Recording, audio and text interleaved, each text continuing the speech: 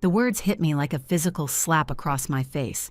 Jessica, you need to stop pretending you have money you clearly don't have. My sister's voice carried across the private dining room at Lou Bernardine, loud enough that our waiter froze mid-pour with the wine bottle. My fork clattered against the porcelain plate, Dad's favorite lobster bisque, the dish I'd specifically requested for his 60th birthday dinner. The sound seemed to echo in the sudden silence as 27 heads turned toward our table through the glass partition. Heat crawled up my neck, not from embarrassment but from the careful control it took to keep my expression neutral while my sister dismantled me in front of our entire family. Amanda's perfectly manicured finger jabbed toward the crystal chandelier above us. Do you have any idea what this dinner costs? The wine alone is probably more than your monthly rent. My name is Jessica. I'm 26 and I run the largest luxury event planning company on the East Coast. This is the story of how I let my family believe I was broke for 4 years and how one perfectly orchestrated dinner brought everything crashing down. 3 hours earlier, I'd handed the restaurant manager my black American Express Centurion card with very specific instructions. Decline it when I try to pay. Make it public. Make it memorable.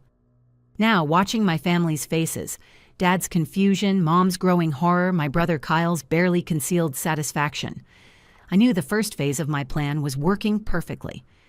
Living in that studio in Queens, Amanda continued, warming to her subject as her husband Derek nodded encouragingly. Working some vague consulting job none of us understand, and yet you're constantly trying to pay for expensive dinners, buying elaborate gifts you can't afford. I can afford, I started, but Derek cut me off with a harsh laugh. Really? What's your annual income, Jessica? Because Amanda makes $180,000 plus bonuses. I make $350,000. We know what real money looks like. The irony burned in my throat. Last month, Derek's investment firm had courted my business for 6 weeks, trying to manage my portfolio. They'd sent me 3 different relationship managers before I politely declined.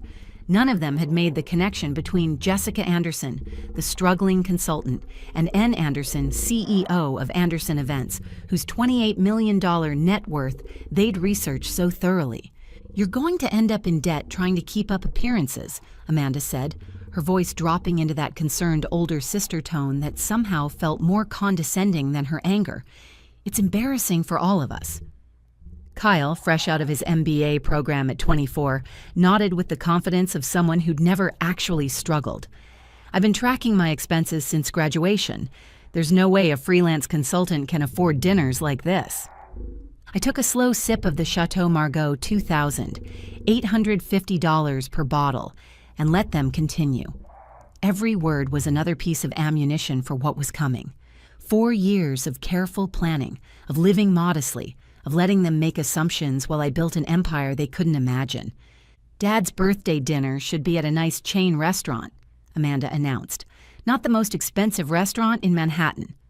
Dad looked stricken, his hand frozen halfway to his wine glass. If this is too much. It's not too much for me, I said quietly, but the words disappeared under Amanda's escalating voice. With what money? Your credit cards are probably maxed out paying for this charade. Derek pulled out his phone with theatrical flourish. You know what? Let's settle this right now. Show us your bank account balance. If you really have money, prove it. Derek, that's inappropriate, Mom said, but her voice was weak, uncertain. I could see the doubt in her eyes. Did she also think I was drowning in debt? No, it's necessary, Amanda insisted. Jessica needs a reality check before she ruins her financial future. The waiter approached with Dad's favorite chocolate souffle, trying desperately to pretend he hadn't heard everything. I waited until he set it down, watching Dad's face, the mixture of joy at seeing his favorite dessert and shame that it might be bankrupting his daughter. Actually, I said, reaching into my purse with deliberate slowness, let me prove you right. I pulled out the black American Express Centurion card. The titanium caught the candlelight, its distinctive weight solid in my fingers. I'd paid $10,000 just for the annual fee, more than Kyle's monthly rent. Amanda rolled her eyes. Oh, please. A black card? How much did you pay for that fake? It's not fake. I handed it to the waiter, catching his eye briefly. He gave the slightest nod. Thomas Chin, the general manager, had briefed the entire staff on tonight's performance. Real black cards require you to charge at least $250,000 per year, Derek explained with exaggerated patience. They don't just give them to anyone. I know what they require. I settled back in my chair, watching their faces. Kyle was already pulling up information on his phone. Amanda was shaking her head with that sad, disappointed expression I'd grown to hate over the years. Derek looked triumphant, like he'd finally caught me in an obvious lie. 5 minutes later, our waiter returned, his expression perfectly calibrated between apologetic and confused. "Ms. Anderson, I'm sorry, but there seems to be an issue with your card." The table fell into absolute silence. Even the ambient noise from the main dining room seemed to fade. "An issue?" I asked, as if I didn't know exactly what was coming. "It was declined. Would you like to try another payment method?" The explosion was immediate. Amanda burst out laughing, the sound harsh and genuine. "Oh my God, Jessica, your fake black card got declined. This is priceless." Derek was laughing too, pulling out his phone to presumably text his friends about this disaster. "A fake Centurion card that doesn't even work. That's a new low." "I told you," Amanda said to our parents, her voice carrying across the entire section of the restaurant. "I told you she was pretending. Now we're all stuck with this bill because Jessica had to play dress-up." Kyle was shaking his head, his MBA earned wisdom apparently confirmed. "This is seriously messed up, Jess. Using fake credit cards? Lying about having money?" The humiliation they expected to see on my face never materialized. Instead, I pulled out my phone. "Just give me one moment." "What are you doing?" Amanda asked, still giggling. "Calling your credit card company to ask why your fake card doesn't work." I didn't respond. I was counting down. 3, 2, 1. Thomas Chin burst through the door of our private dining room, slightly out of breath, his expensive suit immaculate despite his hurried arrival. I'd worked with Thomas on 11 major events over the past 2 years. He knew exactly how to play his role. "Miss Anderson," he said, his voice carrying the perfect note of professional distress. "I'm so sorry. I just heard about the payment issue." The laughter died instantly. "Thomas," I said calmly, using his first name with the easy familiarity of someone who'd spent hundreds of hours coordinating with him. "Is there a problem with the payment system?" No, the system is fine." He consulted his tablet with a small frown. "The issue is that we still owe you $485,000 from last month's catering contracts. Your card was declined because our accounting department flagged it. We can't charge someone we already owe money to." The silence that fell over our table was so complete I could hear my own heartbeat. Amanda's wine glass was suspended halfway to her lips. Derek's phone had slipped from his hand onto the white tablecloth. Kyle had gone completely pale. Mom's hand was pressed against her mouth. Dad just stared, his expression cycling through confusion, shock, and something that might have been dawning realization. $485,000, Dad whispered. "From the Morrison Industries Gala, the Goldman Sachs private dinner, and the United Nations reception," Thomas explained smoothly. "All catered through your company, Anderson Events.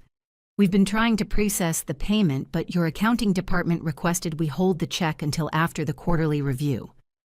I let the words settle, let them process, watched as each family member's brain tried to reconcile what they were hearing with what they thought they knew about me. "That's fine, Thomas," I said. "Just comp tonight's dinner against the outstanding balance." "Of course, Miss Anderson. Again, my sincere apologies for the confusion." He gave a small bow and left, closing the door softly behind him. The silence stretched. I could see Amanda's mind working, trying to find an explanation that made sense. Derek had picked up his phone again, his fingers moving frantically across the screen. Kyle looked like he might be sick. Mom was crying quietly, though I couldn't tell if they were tears of relief or something else entirely. "Anderson Events?" Dad finally asked, his voice barely above a whisper. "My company," I said simply. "The event planning and catering business I've been building for the past 4 years." "Your company?" Amanda's voice cracked on the word. "The largest luxury event planning company on the East Coast. We handle corporate galas, private parties, weddings, and cultural events for Fortune 500 companies and high-net-worth clients." Derek was staring at his phone screen, his face draining of color. Holy shit, you're the Jessica Anderson. I'm a Jessica Anderson, I corrected mildly. Forbes 30 under 30, he read, his voice hollow, named one of New York's most influential event planners, estimated net worth. He looked up at me, his expression stricken. $25 million. $28 million as of last quarter, plus the value of the business itself, real estate holdings, and investment portfolio. Amanda made a small, wounded sound. But you live in Queens. I live in a penthouse in Long Island City with a private terrace overlooking Manhattan. The building has a helipad. It's convenient for getting to events in the Hamptons. A helipad, Kyle repeated faintly. The waiter returned with a bottle of Dom Perignon. Compliments of the house, Ms. Anderson. Manager Chin wanted to apologize again for the payment confusion. As he poured the champagne, $400 per bottle, I'd chosen it specifically. I watched my family's faces. This was the moment I'd been building toward for 4 years. The moment when everything they thought they knew about me shattered. I don't understand, Dad said, his voice breaking slightly. You're worth $28 million, and you let us think you were struggling? I never said I was struggling, you assumed. You drive a Toyota, Amanda said, her voice strangled. You dress like someone who works 18-hour days and doesn't have time for material possessions. I dress modestly because my clients need to focus on their events, not my outfit. I drive a reliable car because it doesn't draw attention. But why, Mom asked, tears streaming down her face now. Why didn't you tell us? This was the question I'd been preparing for, the answer I'd rehearsed 100 times. Because I wanted to know who you really were. I wanted to see how you treated someone you thought was beneath you. The words landed like grenades. Amanda flinched. Derek's eyes dropped to his plate. Kyle suddenly found his napkin fascinating. For 4 years, I continued, my voice steady, I listened to lectures about fiscal responsibility from people who have never built anything. I endured advice about career planning from a brother fresh out of business school. I watched my sister count every dollar I spent, keeping a mental tally of my supposed debt, while she never once asked about my actual life. Jessica, Amanda started, but I held up my hand. Do you know what happened last month? Derek's firm sent me 3 different wealth managers trying to court my business. They researched me thoroughly, or they thought they did. They knew about N. Anderson, CEO of Anderson Events, with a portfolio they desperately wanted to manage. None of them connected that person to Jessica, the broke little sister. Derek had gone gray. The N. Anderson account, that was you. We prepared a 40-page presentation. I read all 40 pages, very thorough. You included a detailed analysis of my company's revenue streams, my investment strategy, and my projected net worth growth. You just never realized you were analyzing your girlfriend's little sister. I didn't know, he whispered. That's exactly my point. You didn't know because you never asked. None of you did. You saw a young woman living modestly and made assumptions, and those assumptions revealed everything I needed to know about who you are. That's not fair, Amanda said, but her voice lacked conviction. We were trying to help you. Were you? Or were you trying to make yourselves feel superior? I pulled out my phone and opened my banking app, turning the screen so they could all see it. Last year's revenue was $47 million. This year, we're on track for $68 million. My client list includes 12 Fortune 100 companies, 43 high net worth individuals with assets over $50 million, and I'm the exclusive event planner for the United Nations, the Metropolitan Museum of Art, and the New York Philharmonic. The Met, Mom whispered. That charity gala I attended last month. The cancer research gala that raised $12 million. I planned every detail. You told me it was the most beautiful event you'd ever attended.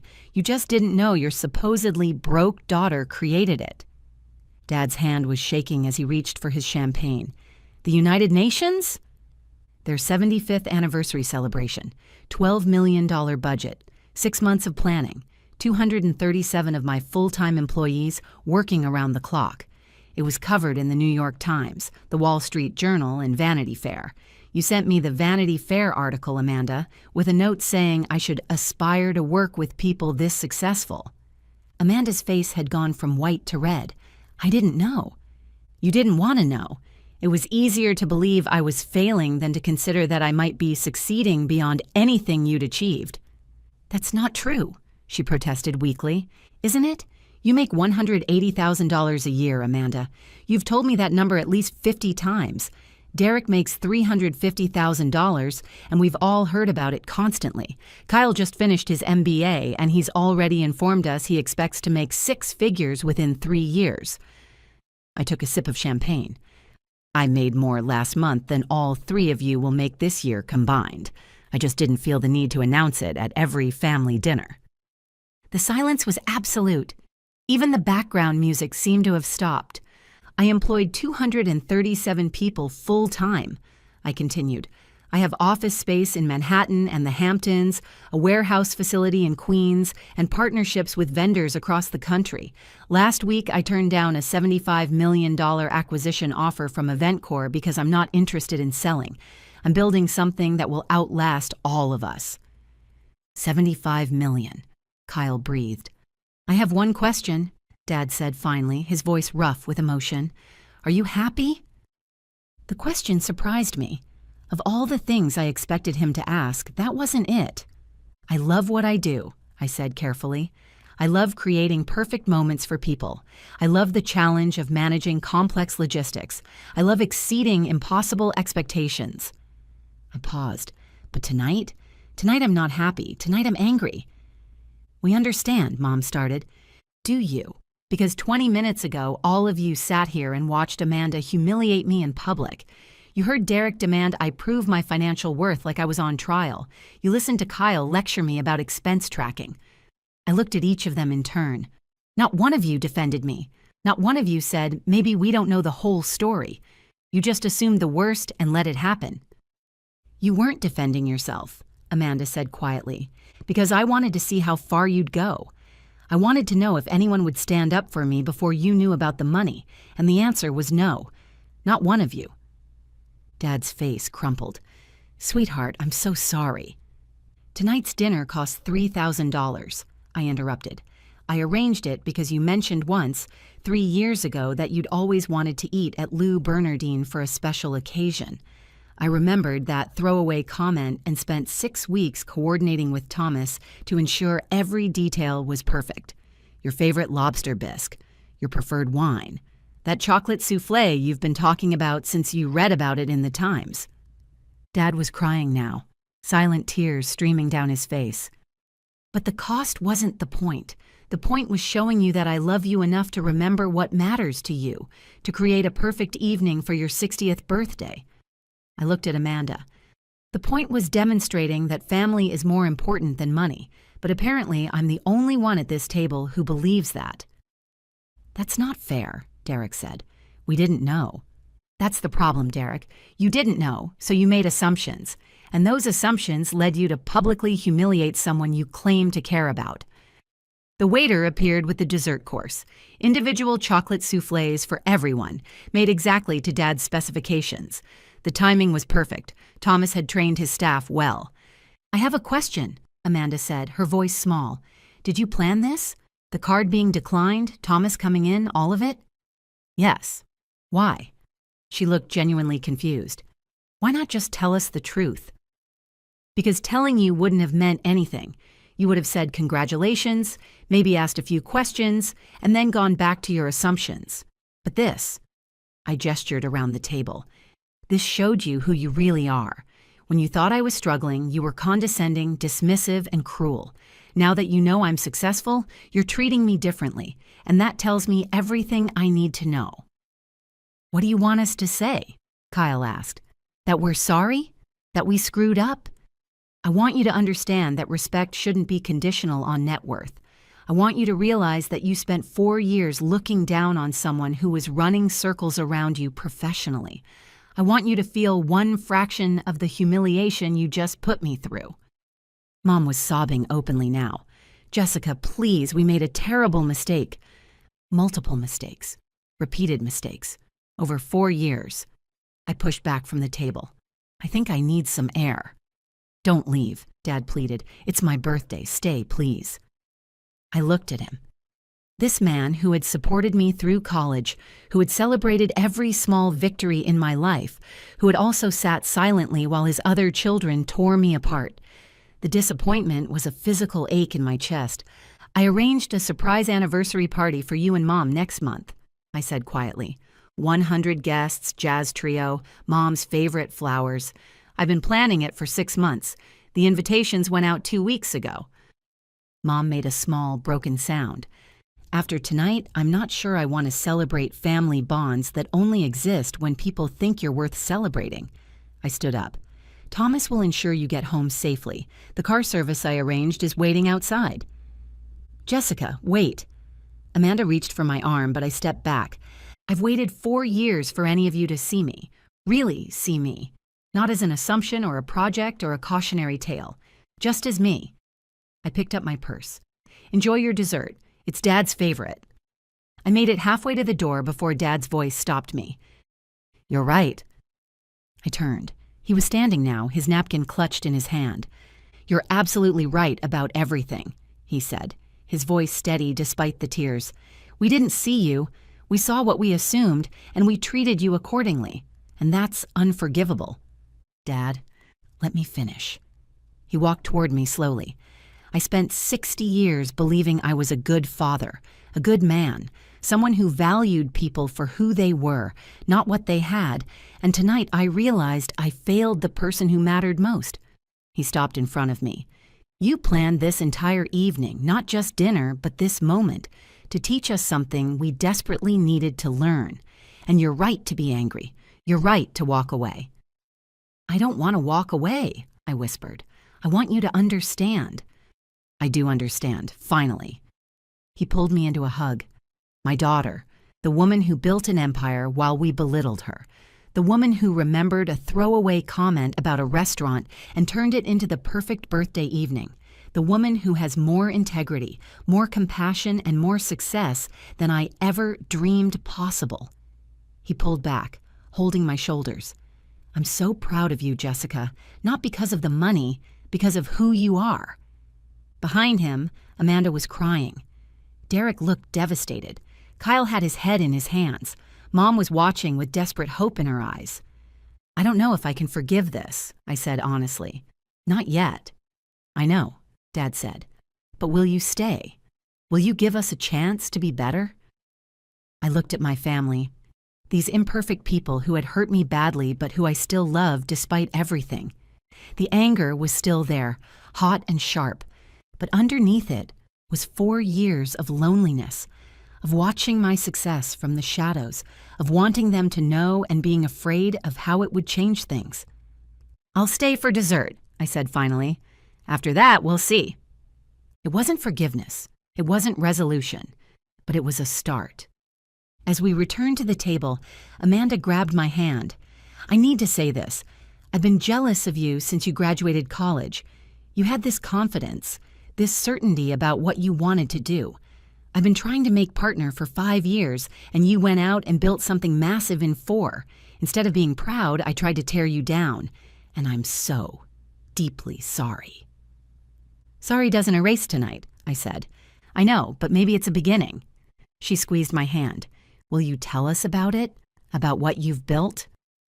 Over the next hour, I told them about the first event I ever planned, a small wedding that turned into a referral to a Fortune 500 executive, about the sleepless nights and impossible deadlines, about the moment I realized I'd created something special, about the celebrities and CEOs and United Nations ambassadors who trusted me with their most important moments.